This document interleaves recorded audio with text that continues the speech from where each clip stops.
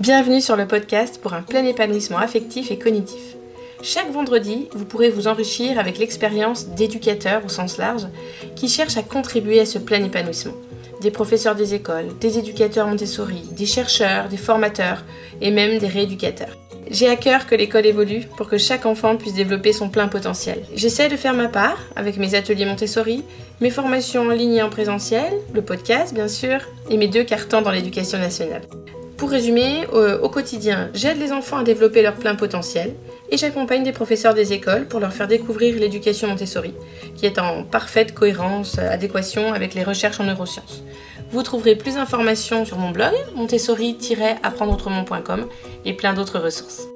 Si vous voulez recevoir gratuitement les clés les plus efficaces pour développer le plein potentiel des enfants à l'école et à la maison, vous pouvez vous inscrire en cliquant sur le lien dans les notes de l'épisode.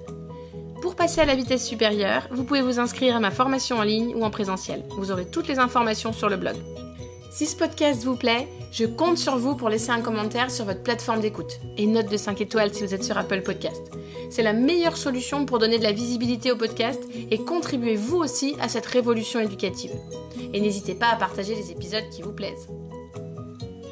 Dans cet épisode, Louis-Adrien Hénard, qui est psychologue et formateur, nous a apporté un éclairage très précieux sur l'évaluation en psychologie, les troubles d'apprentissage, la psychopédagogie, et sans oublier de faire le lien entre les psychologues et les profs des écoles. Donc, avoir eu l'opportunité d'échanger avec Louis-Adrien confirme bien mon hypothèse de départ, que le fait d'échanger avec des psychologues, des orthophonistes, des chercheurs, c'est d'une richesse exceptionnelle. Comme il dit, entrer dans les apprentissages, c'est apprendre à grandir. Et parfois, l'entrée dans les apprentissages peut bloquer. Et là, il y a 2 choses à prendre en compte, la cognition froide et la cognition chaude. Il en parle très bien dans le podcast. Louis-Adrien ne s'arrête pas au test de QI, mais poursuit avec une évaluation dynamique en apportant différents types d'étayage à l'enfant. Donc son but étant de l'aider à aller le plus loin possible. On a parlé de la zone proximale de développement, évidemment. Il s'est aussi appuyé sur le mythe de Sisyphe. Cette métaphore était vraiment très pertinente pour illustrer son propos. Et pour terminer, il a fait le lien entre la psychologie et l'école. Comment transformer les évaluations pour permettre à l'enfant de mieux apprendre. Je laisse place à ma conversation avec Louis-Adrien. Bonjour Louis-Adrien. Bonjour Céline. Je suis contente de vous accueillir sur le podcast aujourd'hui. Mais je suis content d'être invité par vous et honoré de cette invitation. Et donc on est là aujourd'hui pour parler d'évaluation en psychologie, de troubles d'apprentissage, de psychopédagogie. Est-ce que vous voulez bien commencer par vous présenter pour les auditeurs ? Oui, bien sûr. Écoutez, moi je suis psychologue de formation. J'ai eu la chance et l'honneur d'être formé par quelqu'un d'assez connu dans notre discipline, Claire Meljac. J'ai vu que vous aviez interviewé il n'y a pas si longtemps, je crois, Léonard Van Etzel. On a eu la même formation au départ. Donc voilà, moi j'ai été formé à la question des troubles des apprentissages, les fameux enfants 10, en travaillant à l'hôpital Sainte-Anne à Paris, dans un centre de référence pour troubles des apprentissages. Et c'est là-bas que je découvre, moi, les techniques des psychologues dans leurs évaluations. Je découvre, vous savez, les fameux tests de QI. Et je découvre en fait assez surpris à l'époque que les psychologues, lorsqu'ils font passer des tests aux enfants, en principe, n'ont pas le droit d'étayer. Ils n'ont pas le droit d'aider les enfants. L'idée d'un test de QI consiste à laisser l'enfant seul face à la tâche et de voir comment est-ce qu'il se débrouille dans ce type d'exercice. Voilà, et je découvre donc dans ce service qu'ils utilisaient des tests de QI, mais pas seulement. Ils utilisaient aussi un autre test d'inspiration piagétienne, une théorie poussiéreuse. Je découvre Jean Piaget et je découvre que donc il existe d'autres manières d'évaluer la question de l'évaluation dynamique. Voilà, donc moi j'en ferai une thèse 15 ans plus tard que je ne finis pas de pas finir. Mais voilà, je travaille au départ à l'hôpital Sainte-Anne et puis ensuite j'ai l'opportunité de travailler dans un CMPP, vous savez, les centres médico-psychopédagogiques. Et là, je découvre un tout autre courant de pensée, celui qu'on a tendance à attribuer à Serge Boimard, les enfants empêchés de penser. Je sortais d'un centre de référence où on me parlait de troubles d'apprentissage comme basé sur des critères, vous savez, d'inclusion, d'exclusion. Qu'est-ce qui fait qu'un enfant peut être considéré comme un enfant 10 ou ne peut pas entrer dans ce type de catégorie nosographique? et bien là, je découvre une autre vision du monde, une autre vision des difficultés d'apprentissage. Serge Boimard qui parle d'enfants empêchés de penser, de peur d'apprendre. Est-ce que les enfants trouveraient dans des difficultés d'apprentissage des bénéfices secondaires? Dans quelle mesure est-ce que certains apprentissages pourraient mettre en péril l'équilibre psychique d'un enfant? Bref, un autre regard vraiment très différent, la psychopédagogie en fait, que je découvre au CMVP Claude Bernard. Voilà, sinon j'ai un cabinet dans le 17e arrondissement de Paris, duquel je vous parle, dans lequel je fais du bilan et de la prise en charge psychopédagogique. On fait pas mal de choses et puis je travaille avec quelques collègues sur ces questions-là. Et puis je vous le disais, j'essaye autant que faire se peut de terminer une thèse initiée il y a quelques temps déjà sur la zone proximale de développement. Mon travail a consisté à développer un outil qui doit sortir dans quelques jours là, chez mon éditeur, un outil qui permet d'évaluer la zone proximale de développement dans l'examen psychologique avec l'enfant. D'accord, donc un outil qui est plus à destination des psychologues que des professeurs des écoles quand même?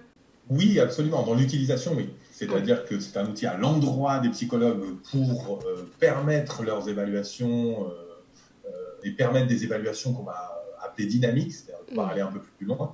Mais finalement, les liens avec les professeurs des écoles sont forts, puisque l'idée, c'est justement de pouvoir proposer des évaluations qui ne se contentent, entre guillemets, plus d'évaluer les capacités d'un enfant lorsqu'il est laissé seul face à la tâche, mais de venir mesurer quelque chose d'une zone proximale de développement. En fait, dans mon test, on essaye de dresser un profil d'apprentissage. Qu'est-ce qui permet à un enfant, au-delà de ses difficultés, de pouvoir les dépasser, et quel type d'aide, quel type d'accompagnement seront plus fructueux pour lui. Et donc, en fait, l'idée, si vous voulez, c'est aussi de commencer à imaginer l'examen psychologique non plus comme un point final, mais comme un point de départ. Et comment est-ce qu'on va traduire quelque chose de ce que les psychologues évaluent, autres psychologues, neuropsychologues, quelque chose de ce que cette spécialité qui est la mienne du côté de la psychologie et que nous évaluons au quotidien, énormément d'évaluations, de bilans psychologiques, neuropsychologiques sont faits chaque jour en France, beaucoup de demandes, et on se rend compte que la traduction de ce qu'on évalue, la capacité à en tirer quelque chose d'intelligible pour un pédagogue, c'est une autre histoire. Et donc mon test contribue, je l'espère en tout cas et je le pense, à rapprocher et recréer des liens entre ma discipline que j'adore et celle des pédagogues. Ouais, c'est pour ça que c'est très intéressant de vous recevoir aujourd'hui sur le podcast, parce que moi, le podcast, je l'ai appelé « Pour un plein épanouissement affectif et cognitif », mais mon but, c'est vraiment d'interviewer des éducateurs au sens large. Alors peut-être qu'éducateur, c'est pas le bon mot, mais en tout cas, toutes les personnes qui cherchent à contribuer à ce plein épanouissement. Et c'est pour ça que je me limite pas aux profs des écoles, aux éducateurs Montessori. J'ai aussi envie d'aller voir dans d'autres disciplines qui peuvent nous aider en tant que pédagogues. Est-ce que vous pourriez redire un peu, reparler un peu de la zone proximale de développement? Moi, je me rappelle bien, c'est la chose que j'ai retenue en formation initiale. Je serais pas capable d'en citer beaucoup. Enfin, j'ai l'impression que c'est la seule chose que j'ai retenue. Mais est-ce que pour les auditeurs, vous pourriez un peu réexpliquer ce que c'est, s'il vous plaît? Bien sûr. Alors, concept issu de Lev Vygotsky, chercheur bien connu en Russie, qui a beaucoup travaillé sur la question... des questions de psychologie sociale notamment, mais en pédagogie, un chercheur un peu à l'interface de plusieurs disciplines. En fait, c'est compliqué de définir la zone proximale de développement parce que je pense que chaque personne qui l'utilise et qui fait référence au concept en a une définition. Mais je peux vous proposer la mienne en tout cas. Et bien justement, l'idée que j'essaie de défendre dans ma recherche, c'est de dire qu'une fois encore, lorsque des psychologues évaluent des enfants, les fameux tests de QI qu'on utilise, on va avoir tendance à laisser les enfants seuls face à la tâche. Donc l'idée d'un test de QI, on va dire à un enfant, dis-moi pourquoi la liberté de parole est importante en démocratie. Et l'enfant doit trouver une manière d'élaborer une réponse, mais on ne peut pas lui proposer d'aide, on ne peut pas reformuler la consigne, on ne peut même pas parfois répéter la question. L'idée, c'est vraiment d'évaluer ce que d'aucuns nomment un niveau de performance. L'idée, c'est de laisser un enfant seul face à la tâche. il se trouve qu'il n'existe pas que des performances dans la vie. Il y a ce qu'on peut aussi appeler les compétences. Et là, l'idée, ça n'est pas de laisser un enfant seul face à la tâche, c'est justement de pouvoir lui proposer différents niveaux d'aide, des étayages, comme Brunner les appelle. C'est-à-dire que face à une même difficulté, on va proposer différents types d'accompagnement, de relance de la pensée. Et ce qui est intéressant, on pourra peut-être en parler, c'est qu'il existe différents types d'étayage. L'idée de cette évaluation des compétences, c'est de proposer différents types d'aides et de voir ce qui finalement a permis à un enfant qui était bloqué face à une difficulté d'accéder à un niveau de compréhension de meilleure qualité. Donc, et du coup, la zone proximale de développement, elle pourrait être conceptualisée comme étant l'écart entre les performances d'un enfant, ce qu'il peut réaliser d'un sujet, d'un adulte, ça marche chez tout le monde, le niveau auquel vous pouvez accéder lorsque vous êtes laissé seul face à la tâche et le niveau auquel vous pouvez prétendre lorsqu'on va vous étayer, lorsqu'on va vous accompagner. La zone proximale de développement, c'est tout cet espace conceptuel, cette marge de progression qu'on peut s'autoriser entre une tentative de résolution seule ou en étant accompagné. Donc, dans l'exemple que vous avez cité, l'aide qu'on apporterait aux enfants, ça serait peut-être, tu sais ce que c'est une démocratie ? Et si on lui explique ce que c'est une démocratie, paf, il peut répondre à la question. Alors que s'il ne connaît pas ce mot-là, il est un peu bloqué, quoi. Par exemple, parfois, vous avez raison, on va redéfinir les termes que l'on utilise dans les consignes que l'on donne. Mais finalement, là, ce que vous évoquez, c'est ce que j'ai tendance à appeler un étayage plutôt verbal. On va se demander dans quelle mesure est-ce que s'assurer déjà du fait que la consigne ait été comprise, c'est un peu ce que vous énoncez, ou la façon dont on va reformuler parfois une question pour être sûr qu'elle soit bien comprise. C'est un étayage verbal, mais il existe 5, 6, 7, en fait, une infinité de manières d'étayer les enfants par manipulation, par exemple. Découvrir qu'un enfant, lorsque vous le laissez seul face à une tâche assez abstraite parfois, certains enfants ont besoin, pour soutenir leur attention, pour soulager leur mémoire de travail, et pour pouvoir entrer dans la tâche, ont besoin de manipuler, ont besoin de support, ont besoin d'expérimenter pour penser les choses. Et moi, ça me fait penser à des questions vis-à-vis desquelles je pense que Maria Montessori n'aurait pas été complètement en opposition. Il existe des étayages par réduction de complexité. On va réduire le nombre de données dans un problème, c'est-à-dire qu'on ne change pas la nature de la tâche, mais on va réduire les données à traiter. Il existe des étayages par démonstration qui renverraient à la question du temps qui est nécessaire pour un enfant pour déployer son raisonnement. J'ai vu l'autre jour un enfant face à une tâche de conservation du nombre, c'est Piaget, hein. Vous vous souvenez, on propose aux enfants, on aligne des petites bouteilles, 7 bouteilles, et puis il y a un bouchon en face de chaque bouteille. On mesure là la capacité à faire de la correspondance terme à terme. Est-ce qu'un enfant est capable de voir qu'il faut que chaque petite bouteille ait son petit bouchon? On demande à l'enfant, est-ce qu'il y a bien pareil de bouteilles que de bouchons? Il vous dit, bah oui, c'est moi qui les ai mis en face, donc tout va bien. Et puis on va transformer. On va créer ce qu'on appelle une illusion perceptive. On transforme une des deux collections, on resserre les bouchons, par exemple, et on réinterroge l'enfant sur l'idée de savoir si, d'après lui, il y a toujours autant de bouteilles que de bouchons, ou plus de bouteilles, ou plus de bouchons. Est-ce que cet enfant est capable d'inhiber une illusion perceptive? Eh bien, on peut, par des étayages uniquement verbaux, c'est-à-dire sans mettre les mains dans la tâche, dans le cambouis, sans toucher aux configurations, mais juste, par exemple, inviter un enfant à faire ce qu'on appelle de la réversibilité de la pensée, c'est-à-dire en lui disant, s'il vous dit, comme c'est le cas parfois jusqu'à 6 ans, 7 ans, hein, la conservation du nombre, les enfants qui vous disent, bah non, là il y a moins de bouchons puisque ça prend moins de place. On va lui dire, bah, et si on remettait, sans y toucher, et si on remettait les bouchons en face des bouteilles, est-ce qu'il y en aurait pareil? On invite ces enfants à revenir à l'état initial par la pensée, par la parole, par l'abstraction, et on regarde si ça lui permet d'accéder au niveau de raisonnement. Un étayage de type manipulation consisterait à inviter un enfant à lui-même redisposer les petits bouchons en face des petites bouteilles pour annuler cette illusion perceptive, ce problème d'inhibition, nous disent les néo-piagétiens et Olivier Houdet en fait, des enfants qui ont du mal à inhiber cette illusion perceptive. perspective. Donc, on annule cette illusion par la manipulation. Et ça n'est plus le psychologue qui manipule, c'est l'enfant qui lui-même va de nouveau resserrer les bouchons de manière à s'assurer qu'il ne pense pas qu'on a caché un petit bouchon ou qu'on a fait un tour de magie dans cette histoire. Et on voit si le fait d'impliquer le corps, de manipuler, d'expérimenter, est-ce que cet enfant tout à coup dit bah oui, mais non mais en effet, il y a toujours pareil de bouteilles que de bouchons, puisque moi-même je n'ai rien ajouté et rien enlevé. Bref, cette zone proximale de développement, ça consiste à essayer de mesurer chez un enfant. Certes, il peut être mis en difficulté lorsqu'il est laissé seul face à la tâche, mais peut-il accéder à un niveau de raisonnement supérieur quand on l'étaye? C'est la première question à laquelle moi j'aimerais pouvoir répondre quand on m'envoie un enfant.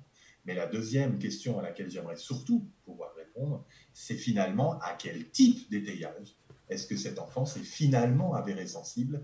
Parce que là, on aurait peut-être quelque chose d'un profil d'apprentissage et d'éléments qu'on va pouvoir communiquer à des pédagogues, non pas sur un état des lieux déficitaire, cet enfant est en difficulté, mais sur une perspective d'évolution. Oui, si tu le laisses seul face à la tâche, on n'ira pas très loin avec cet enfant. Mais si tu l'étayes de telle ou telle manière, tu pourras voir tout à coup quelque chose d'autre peut-être de son raisonnement.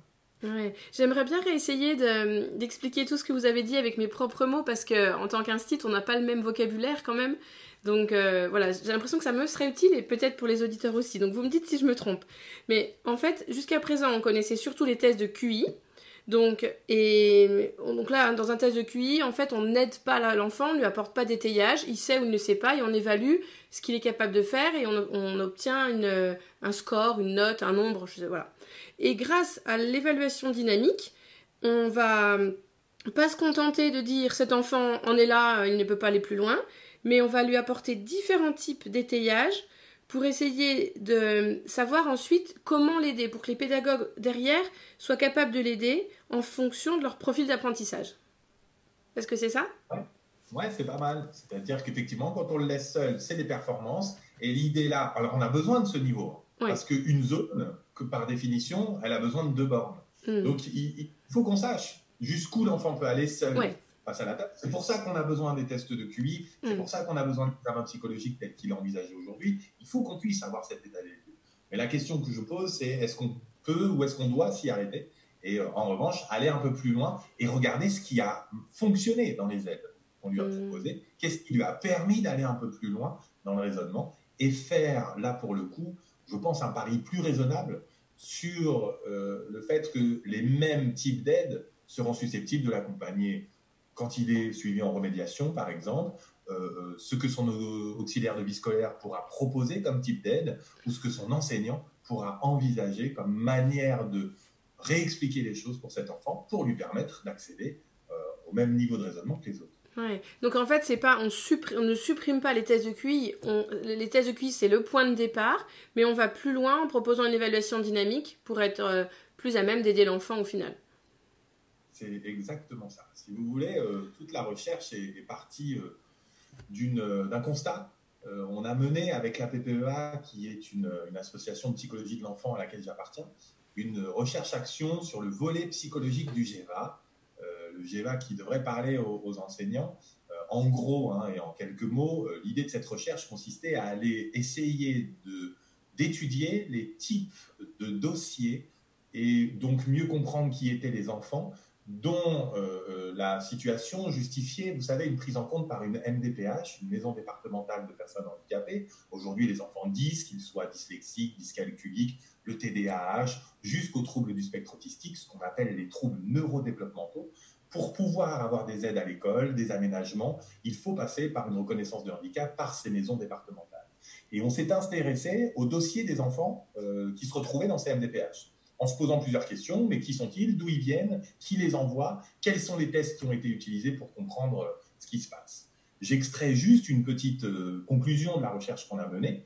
Dans 2 dossiers sur 3, pour 2 dossiers sur 3 qu'on a étudiés, on a fait une recherche sur plus de 300 dossiers de souvenirs, de mémoire. Dans plus de 2 sur 3 d'entre eux, c'est l'école qui était à l'origine de la demande. C'est l'école qui, au tout départ, vient signifier on a des difficultés avec cet enfant. Quand on le laisse seul face à la tâche, c'est la façon dont je l'interprète, il est en difficulté. Parce que l'école est une évaluation des performances. l'enseignant, malgré toute la bienveillance et l'envie de pouvoir accompagner ses élèves, faire, je crois que vous le savez aussi bien que moi, des pédagogies différenciées en grands groupes classes, c'est ce qu'on appelle en psychologie une injonction paradoxale. C'est pas possible, en fait. Donc, ces enfants sont laissés d'une certaine manière seuls face à la tâche, et c'est l'école qui, dans 2 cas sur 3, nous dit quand on laisse cet enfant seul face à la tâche, il est en difficulté. Des examens psychologiques doivent être opérés pour que cet enfant puisse être reconnu et que des aides soient mises en place. La même recherche a montré que dans 9 cas sur 10 où un examen psychologique était proposé, dans 90% des cas, c'est un test de QI qui est utilisé. Autrement dit, on laisse l'enfant seul face à la tâche. Donc, on m'envoie, moi, en tant que psychologue, un enfant en me disant quand on le laisse seul face à la tâche, il est en difficulté. Je fais un test où je le laisse seul face à la tâche et je dis, en effet, cet enfant est en difficulté. Alors, évidemment, le test de QI va beaucoup plus loin. Il permet de spécifier les difficultés, de mieux voir les points forts, les points faibles. C'est un outil remarquable, bien étalonné, dont on a besoin. Mais ce que je soulève dans ma thèse, c'est est-ce qu'on ne pourrait pas aller un peu plus loin ? Finalement, c'est peut-être pas ça qu'on nous demandait exactement, mais plutôt comment aider cet enfant et qu'est-ce qu'on peut proposer pour dépasser ces difficultés. Ah oui, je comprends, ouais, c'est super intéressant. Et du coup, le mot psychopédagogie, alors, ça signifie quoi ? Eh bien, la psychopédagogie, alors ça aussi, c'est intéressant, c'est moins dans la question de l'évaluation, mais plus dans celle de la prise en charge et de ce qu'on appelle les remédiations. C'est-à-dire, qu'est-ce qu'on va proposer pour ces enfants lorsqu'on est amené à ensuite travailler avec eux et leur proposer d'avancer et de progresser par rapport à leurs difficultés. La psychopédagogie, c'est un courant qui vient des CMPP, une fois encore, ces centres médico-psychopédagogiques qui sont des centres pluridisciplinaires où on retrouve des orthophonistes, des psychomotriciens, des pédopsychiatres, donc des médecins et des psychologues, évidemment. Et puis, historiquement, les CMPP qui s'intéressent beaucoup à la question pédagogique, comme l'acronyme le montre, se sont rapidement rendus compte qu'il y avait comme un paradoxe, c'est-à-dire qu'on discute beaucoup de la capacité d'un enfant à apprendre, à se retrouver en situation pédagogique, mais on n'a pas d'interlocuteur du côté du champ de l'éducation. Où sont les enseignants ? Et donc les CMPP ont invité progressivement dans leurs réunions de synthèse des pédagogues, des enseignants pour discuter de ces questions-là. La psychopédagogie venait de naître. Au départ, ce sont des pédagogues qui s'intéressent aux questions psychologiques et au profil psychologique des enfants pour mieux comprendre ce qui fait qu'ils n'apprennent pas. Et donc, si vous voulez, la psychopédagogie, c'est une manière d'envisager les apprentissages et le fonctionnement d'un enfant, à la fois en termes de cognition froide.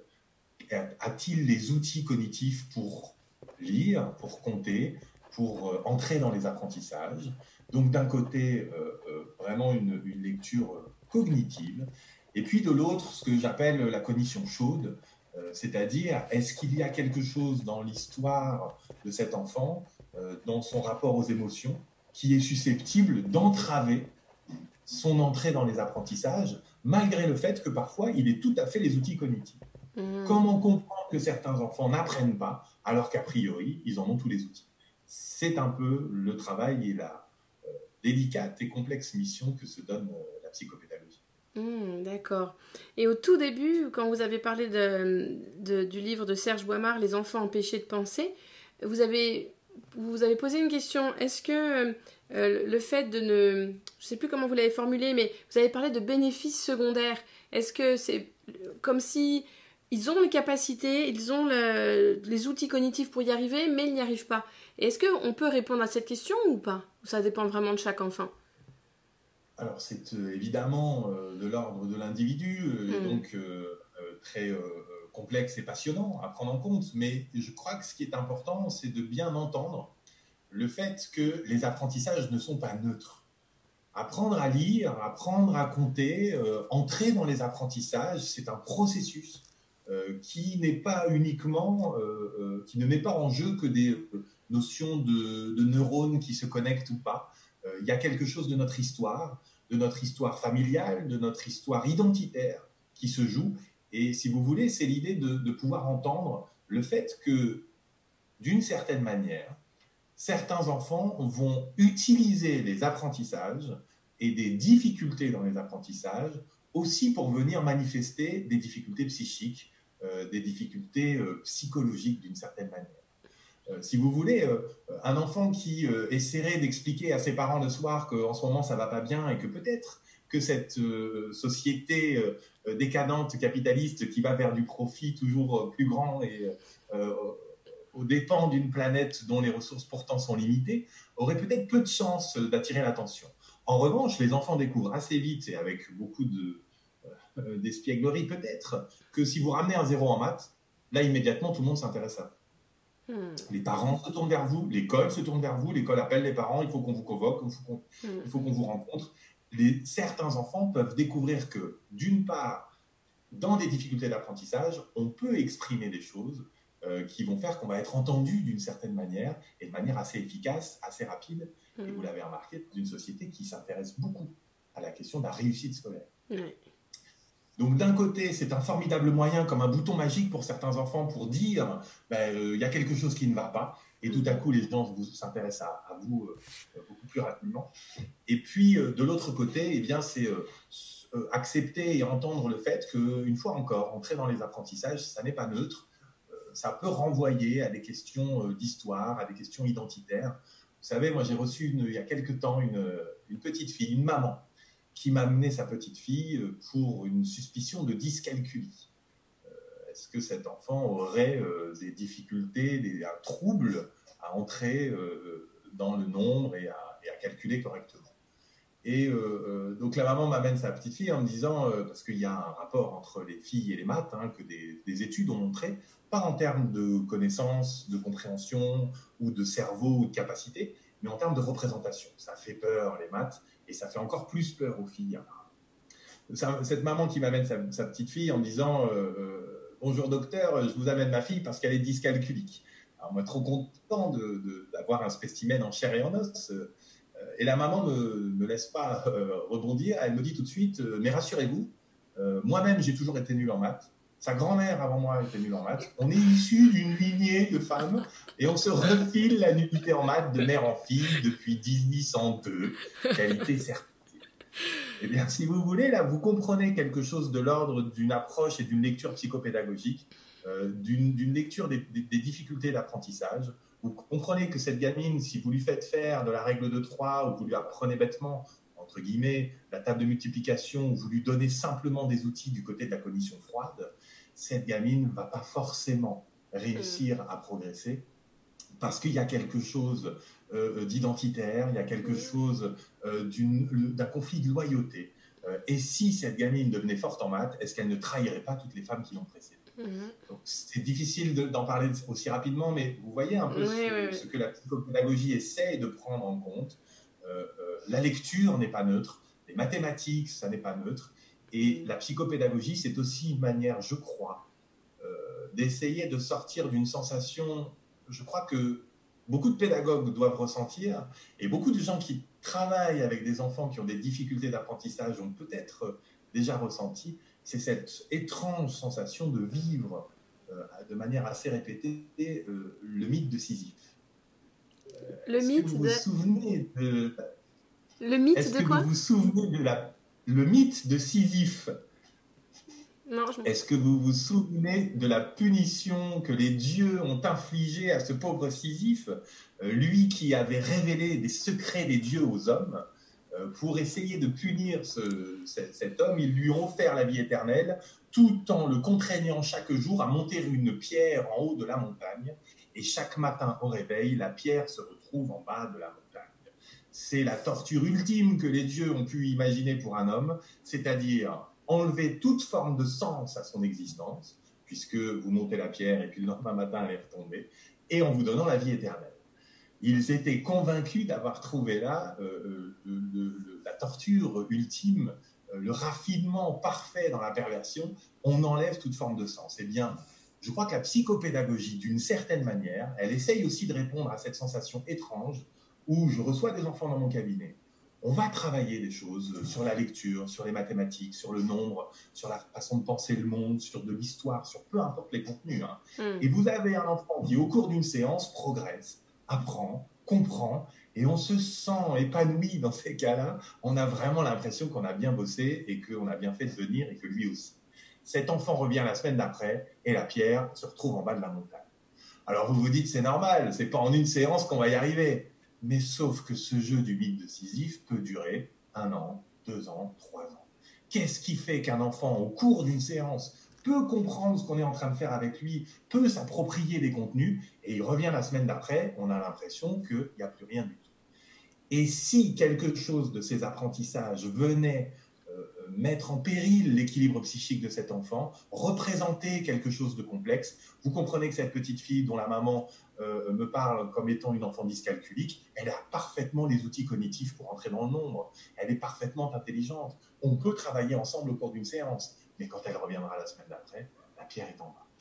Comment comprendre ce qui se passe? Je crois que la psychopédagogie, l'objectif, c'est d'entendre les apprentissages comme n'étant pas uniquement des contenus cognitifs froids, mais comme parfois faisant appel aussi à de la cognition chaude, et qu'il faut pouvoir entendre ça dans certaines difficultés d'apprentissage, au moins en avoir une oreille attentive et ouverte. Ouais. Ah, c'est super intéressant. Et là, je pense à tous les professeurs des écoles qui nous écoutent, parce que c'est la majorité des personnes qui écoutent, ce sont des professeurs des écoles. Quel est notre rôle là-dedans? Comment on peut faire le lien entre la psychologie et les profs des écoles? Eh bien, le rôle et la place des enseignants, elle est évidemment centrale. Des professeurs des écoles, elle est au cœur de tout ça, parce que finalement, on a tendance à l'oublier, mais le défi qui leur revient est considérable, parce qu'il s'agit d'accompagner des enfants dans ce parcours un peu fou qui consiste à apprendre à grandir. Entrer dans les apprentissages, c'est apprendre à grandir, c'est accepter d'être un adulte. Un collègue à moi, psychopédagogue, disait tu sais, on se demande pourquoi est-ce que des enfants ont autant de mal à apprendre à lire. Je ne sais pas si tu as remarqué, mais notre vie était fabuleuse jusqu'à ce qu'on apprenne à lire. Du moment où on a su lire, on a eu des devoirs, on a eu des choses à rendre, on était en retard, on a des factures à payer, on ouvre un autre champ du monde. Et oui, il est certains enfants qui disent d'une certaine manière, non mais moi ça va, je vais attendre 1 an, voilà, avant d'apprendre à lire, je vais prendre mon temps autour de tout ça. Le rôle des enseignants, il est énorme parce qu'il consiste à accompagner ces enfants-là et la façon, je crois, aussi de présenter les apprentissages, de présenter les évaluations. Je m'intéresse en ce moment à la question de l'évaluation en pédagogie et à essayer de savoir si cette question de zone proximale de développement et d'étayage ne pourrait-elle pas être intégrée aux évaluations des professeurs des écoles. L'idée, si vous voulez, est la suivante, en tout cas pour moi, quand même beaucoup travailler avec des enseignants, en tout cas en formation.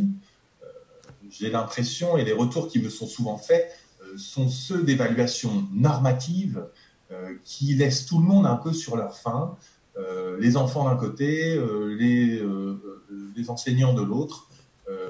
Ces évaluations dont l'objectif est de comparer les enfants entre eux d'une certaine manière, et sans aborder encore la question d'une constante macabre qui consisterait à dire que d'une manière ou d'une autre, on va créer des différences de niveau en évaluant des enfants. Vous évaluez n'importe quel sujet, groupe de sujets, on va créer des strates et des niveaux. Intégrer la zone proximale de développement et les étayages dans des évaluations pédagogiques sont des choses qui sont possibles et qui existent déjà. L'idée, si vous voulez, d'une certaine manière, serait la suivante. Dans une évaluation d'un enseignant, plutôt que de laisser l'enfant seul face à la tâche, on prenait l'exemple tout à l'heure de qu'est-ce qu'une démocratie. Il sait ou il ne sait pas. C'est un peu binaire, d'une certaine manière. Eh bien, il existe des enseignants qui imaginent des aides en tiroir, des niveaux d'aide. C'est-à-dire que si l'enfant ne sait pas répondre à cette question, il peut aller chercher un premier niveau d'aide sur le bureau de son enseignant ou dans des programmes informatiques qui ont été faits sur tablette. Il y a pas mal de choses qui commencent à sortir. Et on réfléchit avec les enseignants sur les types d'aides qu'on peut proposer par rapport à un contenu pédagogique qui serait transversal. On va évaluer tous les enfants sur la même chose. C'est une manière de faire de l'évaluation et donc, je crois, des pédagogies différenciées en grand groupe, en groupe classe. Ouais. Mais donc, vous avez la même question, on ne change pas la valeur de l'évaluation, ce sur quoi on veut évaluer les enfants, mais on leur donne l'opportunité, s'ils ne savent pas répondre à la question brute, d'aller chercher un niveau d'aide, éventuellement 2 niveaux d'aide, 3 niveaux d'aide. On peut imaginer que la note serait graduelle ou proportionnée à ces types d'aide, mais au-delà de l'évaluation, une fois encore, en observant quel type d'aide a finalement permis à votre élève de répondre à la question, vous avez une évaluation qui, plus que de le comparer aux autres, vous donne les clés des formes d'aide qui sont susceptibles de véritablement aider cet enfant. On est en train de dresser un profil d'apprentissage. Oui, puis... Donc, oui, pardon, allez-y. Non, allez-y. Donc, ce type d'évaluation, je crois, c'est une manière aussi, je pense, de changer ce rapport à l'anxiété. Vous savez que l'anxiété dans les évaluations, des psychologues les évaluent beaucoup, s'y intéressent pour la plupart, et notamment sur la question de la mémoire. Ça a un effet délétère sur vos capacités d'apprentissage à moyen et long terme. Une même stratégie pédagogique d'excellente qualité, si on introduit du stress, si on introduit de l'évaluation d'une certaine manière, ce que les enfants retiennent au T plus 1, plus 2, plus 10, la courbe d'oubli est terrible quand vous rajoutez du stress. Donc là, ce serait l'idée d'avoir des évaluations moins normatives, peut-être moins anxiogènes, mais qui nous donneraient des informations sur la façon dont les enfants apprennent. Et qui permettrait aux enfants d'avoir une meilleure estime d'eux-mêmes. Parce que même s'ils ont eu besoin de l'indice numéro 1, ou des fois l'indice numéro 1 et le 2, au moins ils ont réussi après. Ils ne sont pas bloqués, quoi. Ils peuvent avancer. Vous venez de définir ce que c'est que l'évaluation dynamique. Et vous venez de définir, parce qu'avant de vous rejoindre, ce dont je suis ravi pour ce podcast, je me disais, et je me posais la question tout à l'heure, en me disant, mais quel lien est-ce que tu vas réussir à trouver entre la pédagogie Montessori et ton travail de thèse, cette question de l'évaluation dynamique? Et j'étais un peu embêté. Mais je suis bien entouré. Il y a quelqu'un auquel je tiens beaucoup et qui m'a beaucoup aidé et qui m'a permis de voir immédiatement de quoi est-ce qu'il s'agit et que les liens sont évidents. C'est la posture, c'est le positionnement.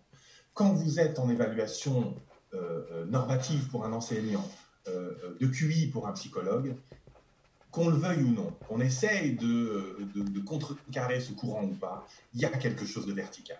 Il y a quelque chose de quand je te demande pourquoi est-ce que la liberté de parole est importante en démocratie, je sous-entends d'une certaine manière que moi je le sais. Ce qui n'est pas forcément le cas. Hein. Les psychologues ne sont pas forcément les mieux placés pour répondre aux tests de QI. Nous, on a les réponses, c'est plus facile. Mais vous voyez, il y a quelque chose de très vertical et il y a quelque chose du rapport au fait de ne pas savoir. On se met à analyser cliniquement comment est-ce qu'un enfant va se comporter face au fait de ne pas savoir. Ces manifestations d'anxiété, le fait de bouger, et on va nous parler d'enfants avec troubles attentionnels ou hyperactivité, le fait de digresser, le fait de s'effondrer, le fait de se mettre en colère. On va essayer de tirer quelque chose du fonctionnement d'un enfant à partir du moment où on le met en position de ne pas savoir face à quelqu'un qui est un prétendu sachant. Je crois que les points communs entre une forme de pédagogie de Montessori, pas forcément la façon dont elle est toujours opérationnalisée de nos jours, mais la façon dont Maria Montessori peut-être en avait une idée, et l'évaluation dynamique, c'est une question de positionnement. Dans l'examen psychologique et l'évaluation dynamique, on se met à côté de l'enfant et on réfléchit ensemble à la façon dont on pourrait trouver une solution ensemble face à un problème, en respectant son rythme d'apprentissage. C'est lui qui détermine le rythme, ce dont il a besoin, le niveau d'aide dont il a besoin. Ce déplacement copernicien de l'évaluation et du travail ensemble est quelque chose, honnêtement, en termes d'expérience, d'assez appréciable de changer de ce rapport trop vertical. Ouais. Et on sait aujourd'hui que se tester pour apprendre, c'est une des meilleures façons. Mais le problème, c'est qu'à l'école, les tests, les évaluations ont été détournés un peu. Et que voilà, comme vous dites, l'enfant stresse, il y a cette obligation de réussite, une note, alors que se tester pour apprendre, le fait d'avoir un retour immédiat sur son erreur, un retour immédiat et neutre, voilà, ça permet au cerveau de faire une hypothèse, de voir tout de suite si son hypothèse est juste ou pas, de réajuster si c'est pas le cas. Enfin, on sait que ça fonctionnerait beaucoup mieux si c'était fait comme ça. Et vous avez raison, il faut se tester pour se souvenir, il faut chercher à se souvenir pour se souvenir. c'est ce que les études les plus récentes aujourd'hui nous montrent comme stratégie d'apprentissage à moyen et long terme comme étant la plus efficace. Reconfronter les enfants à aller chercher l'information à condition qu'ils n'aient pas le sentiment qu'on est en train de les évaluer.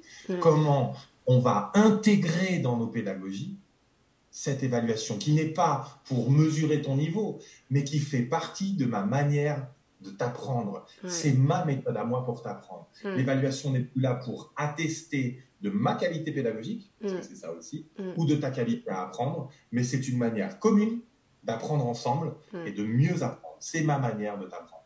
Si on arrive à faire ça, mais on va gagner. Hein. Bah oui, ça changerait tout. En tout cas, on va effectivement... On va effectivement soulager en tout cas la question de l'anxiété et des émotions. Et c'est là aussi où le lien avec la psychopédagogie se fait, parce qu'il y a beaucoup d'enfants qui sont sidérés face aux apprentissages, un peu empêchés de penser, parce que la montagne est haute, parce que les évaluations sont là et parce que l'anxiété est présente. Oui.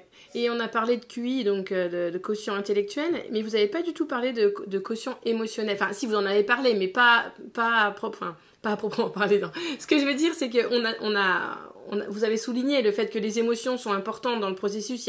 C'est pas juste apprendre à lire ou à compter, il y a plein de choses derrière. Mais qu'est-ce que vous en pensez de ce QI émotionnel ? On en entend de plus en plus parler avec les travaux de Goleman, Daniel Goleman. Oui, il y a beaucoup de choses qui sont faites autour du quotient émotionnel. Je pense que c'est une bonne nouvelle que l'on entende le fait que votre capacité à donner à voir vos bonnes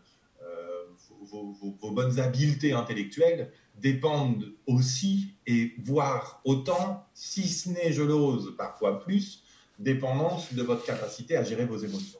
Donc je trouve plutôt une bonne nouvelle que l'on vienne remettre au bon endroit, c'est ce dont on parle depuis le début du podcast, la question des émotions dans les apprentissages, dans la cognition, dans la réflexion. Donc moi, je suis plutôt content de ça. Je trouve toujours particulier de devoir utiliser un acronyme bien connu, une manière d'en parler comme si on pouvait tout mesurer, tout évaluer, tout quantifier, et que la voie d'entrée pour remettre les émotions au cœur du problème soit une fois encore dans de la mesure, dans de l'évaluation, dans de la comparaison et dans du quantitatif. Alors que j'aimerais défendre en tant que psychologue le fait quand même que notamment la question des émotions, mais tout autant que celle de l'intelligence, sont très difficilement mesurables, très difficilement quantifiables, et c'est très complexe de comparer. Mais si l'idée c'est de remettre au cœur l'idée selon laquelle c'est pas parce qu'on a du mal à apprendre ou qu'on a du mal à évoluer au quotidien qu'on est inintelligent. Il y a plein d'enfants, on en vient en parler, qui peuvent avoir des difficultés à entrer dans les apprentissages sans que ce soit un problème de QI, et d'entendre qu'il puisse y avoir, allez, disons-le comme ça, tant mieux, tant pis, un quotient émotionnel qui a sa part à jouer aussi dans cette équation. Ok. Bon, je vous remercie beaucoup, Louis et Adrien. C'était vraiment super intéressant. Et si vous êtes d'accord, on va terminer le podcast avec les 3 questions habituelles. Donc déjà, une citation. Est-ce que vous avez une citation que vous aimez bien et que vous aimeriez partager avec les auditeurs ? J'ai préparé ce podcast, donc oui, et je l'ai même introduit. C'est le mythe de Sisyphe. Il faut que je vous reparle un peu du mythe de Sisyphe. Parce que si j'ai bien compris cette histoire de Sisyphe, finalement, cette sensation étrange qu'un pédagogue, que les psychologues, que des gens qui bossent avec des enfants, des adultes en situation d'apprentissage peuvent ressentir, c'est cette répétition un peu étrange. Eh bien, la citation, elle est d'Albert Camus dans son livre « Le mythe de Sisyphe », qu'il conclut en disant « Il fallait imaginer Sisyphe heureux ». Ça a été une révélation ces derniers temps, parce que je suis retombé sur ce bouquin, je suis retombé sur cette citation, et de découvrir que contrairement à ce que je pensais au départ, Albert Camus n'était pas dans une vision trop cynique ou trop noire de la vie ou de la destinée de l'homme comme étant dénuée de sens. Bien au contraire, Albert Camus, dans le mythe de Sisyphe, nous montre que c'est à partir du moment où Sisyphe a accepté sa condition, a accepté l'idée selon laquelle sa destinée était devenue asémantique, dénuée de sens, qu'il s'est mis à trouver quelque chose du bonheur. Parce qu'à partir du moment où on arrête de courir après des chimères, eh bien peut-être qu'on est un peu plus capable de se rendre compte des jolies choses de la vie, des jolies choses du quotidien, et que peut-être que le bonheur après lequel on court tous d'une manière ou d'une autre est juste là, attrayant, il est juste devant nos yeux. Donc, je fais référence à Albert Camus et au mythe de Sisyphe. Ok. Et est-ce qu'il y a un livre que vous aimeriez partager également ? J'ai parlé de Serge Boimard, alors La peur d'apprendre, qui est un ouvrage qui, en ce qui me concerne en tout cas, a pas mal contribué à transformer ma vision des apprentissages, des difficultés d'apprentissage. Et je pense que des pédagogues trouveront dans les écrits de Serge Boimard quelque chose d'une incompréhension parfois, vous savez, ce sentiment étrange où on se dit « je ne comprends pas ce que cet enfant ne comprend pas ». C'est un moment pénible parce que c'est censé être plus ou moins notre boulot de comprendre ce que les enfants ne comprennent pas. Eh bien, La peur d'apprendre de Serge Boimard, vous y trouverez probablement des réponses qu'on ne trouve pas dans les ouvrages de pédagogie classique. Oui. Donc il en a écrit 2, La peur d'apprendre et Les enfants empêchés de penser. Je crois bien, oui. Absolument. D'accord. Et on va terminer par un coup de cœur ou un coup de gueule.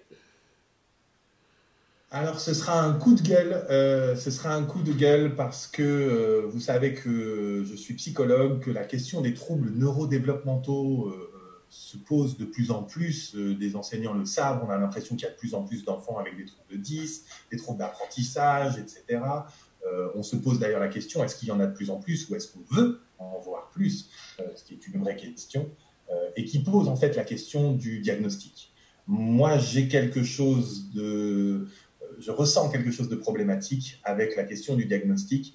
Le coup de gueule, il est dans l'idée de dire qu'on a intégré, pour faire vite, ces troubles d'apprentissage dans cette notion de troubles neurodéveloppementaux, parmi lesquels les troubles du spectre autistique ou la déficience intellectuelle, et pour lesquels on nous dit, les autorités de santé nous suggèrent de faire des diagnostics précoces. J'ai beaucoup de difficultés avec cette idée parce que je pense qu'on est en train de confondre prise en charge précoce et diagnostic précoce. Et je crois qu'il y a quelque chose de potentiellement gravissime dans le fait de poser des diagnostics de manière hâtive et trop rapide, parce que je ne vois au quotidien que des exemples d'enfants pour lesquels on a parlé peut-être beaucoup trop tôt de troubles d'apprentissage, de dyslexie, de dyscalculie, qui peut-être en vérité s'avéraient être des enfants en retard d'apprentissage. Mais si vous parlez de troubles pour un enfant en retard, dans un autre rendez-vous, je vous dirai pourquoi est-ce que lorsque l'on confond retard et trouble, on crée du trouble. Donc je pense qu'il faut prendre son temps sur le diagnostic, aller très vite dans les prises en charge parce que ces enfants ont des difficultés d'apprentissage, il faut les aider et rapidement, mais le diagnostic doit venir à la fin, une fois qu'on aura vu comment est-ce qu'il s'est saisi justement des aides qu'on lui a proposées. Voilà. Et il faut déjà être en mesure de lui proposer des aides efficaces avant de... Je vous rejoins. Ok, merci beaucoup Louis-Adrien. Je vous en prie, merci Céline. Si ce podcast vous a plu, je vous rappelle que je compte sur vous pour laisser un commentaire sur votre plateforme d'écoute et une note de 5 étoiles si vous êtes sur Apple Podcast.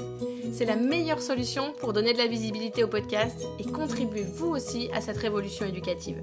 Et n'hésitez pas à partager les épisodes qui vous plaisent. À la semaine prochaine!